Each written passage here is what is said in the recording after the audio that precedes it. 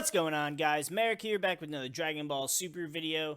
Last time you guys asked us our opinion on the different leaders in the Dragon Ball Super card game, and we went ahead and started with the blue leaders, just because even though it's no longer my favorite color in the game, blue always has some really solid leaders. This time we'll be taking a look at the black leaders to determine what the top 5 generic black leaders are.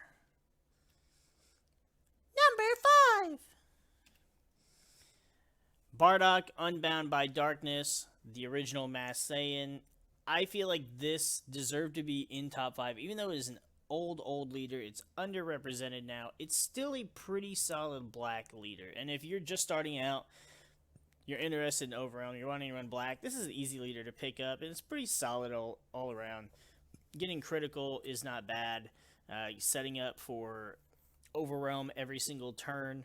It's just, I feel like it's a pretty solid, pretty balanced leader. Sure, there are other leaders that are better, and Overwhelm hasn't seen a lot of play in really quite a while. I don't think Overwhelm, besides Toei, has just not been represented that much in the game recently. But overall, I feel like this is a really solid black leader, and more or less generic for anything you wanted to run, honestly. You can run any color with it, and it's got some pretty solid threat potential, especially when you combine it with the black extra card that came in the anniversary box. Number 4! Super Saiyan 4 Son Goku, Guardian of History. Now, I actually like this leader, especially love the art on this leader. Having Double Strike on the Awakened side, I'm not a fan of Double Strike anymore, aside from, being on it like a good finisher, just because I don't want to give my opponent too much advantage before, they're dead.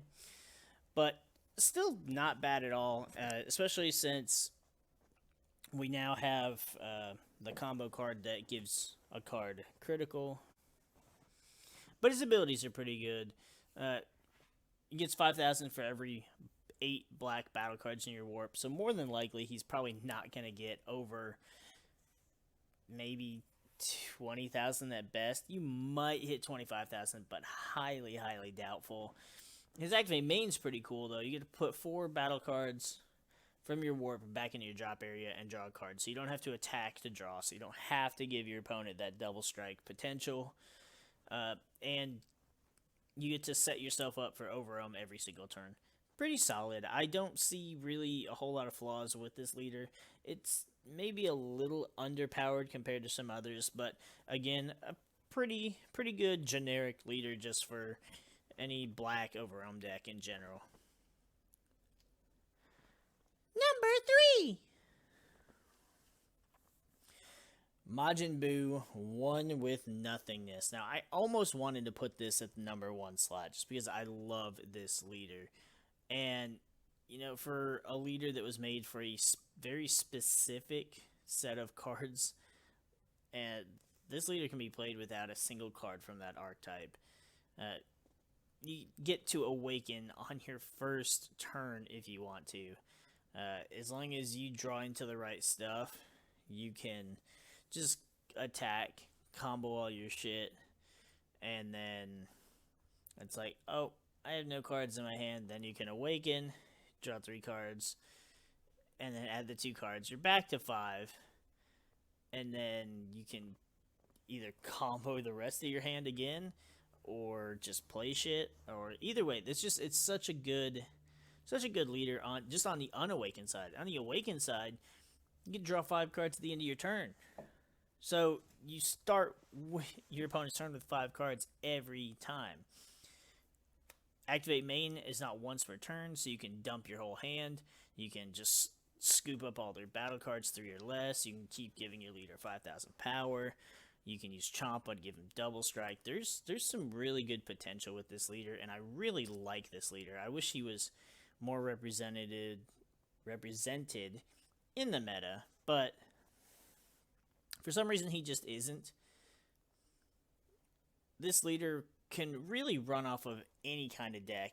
You just have to be able to have enough cards to be able to throw away to get yourself to 0 cards before the end of your turn, but It's a really good leader, and if you wanted to run Overwhelm, this would work really well for that because you could just combo all your shit away, and then overwhelm your shit, and then combo your shit away, and you keep filling up that drop area. So I really like this leader, and I feel he definitely deserves a place in top 5. Definitely deserves to be in top 3, and even though he isn't number 1 on this list, probably my favorite black leader all around.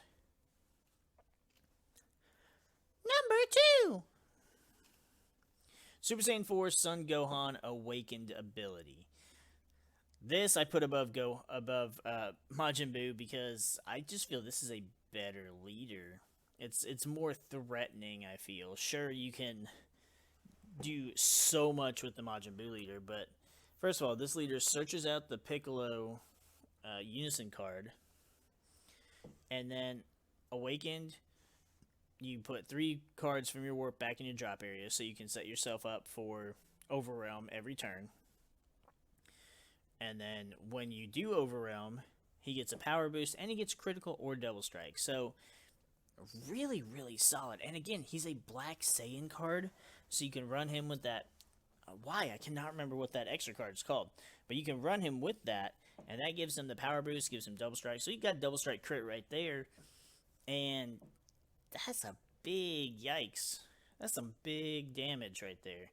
And being able to set yourself up with Overwhelm every turn. I would like to see Overwhelm make a return because it was so game changing when it was first introduced to the game. But then Wish came and, well, everybody wanted to run Wish and you couldn't do Overwhelm. So then it just fell to the wayside. But Overwhelm is always just pretty solid. You get a free battle card you can play for no energy every turn. It's just good all around, and I would really just love to see this particular leader do well, when it's released and in the following metas.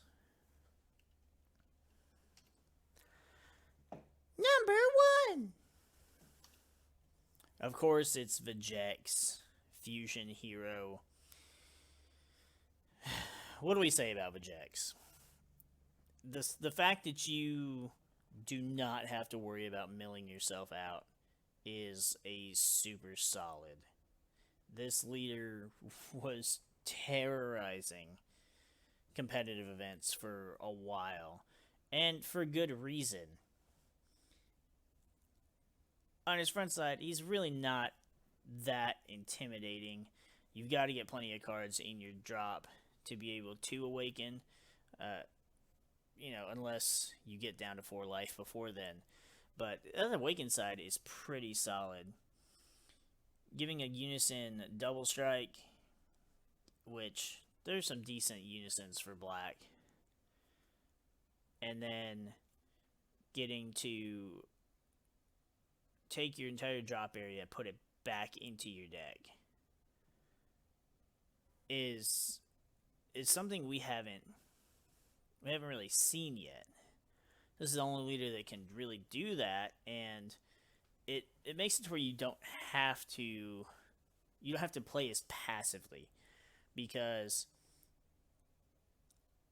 with most leaders that have a burst ability, or with a lot of decks that do overwhelming and stuff, you can't let yourself mill out too fast, because then you're gonna deck yourself. Whereas the Vegeks almost encourages you to do it. And while you do have to have, the sparking, there are ways to be able to overwhelm and still put cards back in your drop area as well. So there's good potential with this leader, and as we've seen, it is a powerhouse of a leader. It's not as dangerous as it once was. Is that because Bibbidi got eroded? Is it because other cards got banned? Who's to say? But still, a very, very powerful black leader. And for right now, it holds the number 1 slot. It could fall to the wayside. It could, just completely get left behind, whether it be to Super Saiyan 4 Gohan or another black leader that comes in the future. But for right now, still a pretty solid leader. And if you're looking for a good aggressive black leader, this is your go-to guy. But that's going to go ahead and wrap it up for this video. Let me know what you guys think, if there's a better black leader that should be on this list. I considered adding Toa. Yes, I know Toa is a good leader, although, again, she has not been played in a while. But because her abilities kind of focus on, Mira and Fu, and I just feel that it's not an appropriate leader for a generic deck. It's not just a leader you can go, I like this, and then choose whatever you want to run with it. You kind of have to be able to take advantage of her abilities. You want to run the stuff that goes along with the leader. So it limits creativity, it limits your options, and overall that's why I chose not to add it. But that is a very solid black leader too. So before I get too much hate for that, that's why she's not on this list. But let me know what you guys think. Let me know which black leader you would put number one, and if there's any that we missed or any reason why any of these should not be on this list. Love to hear your thoughts in the comments down below. With that, we're going to go ahead and get the frig out of here, and we'll see you guys in the next video.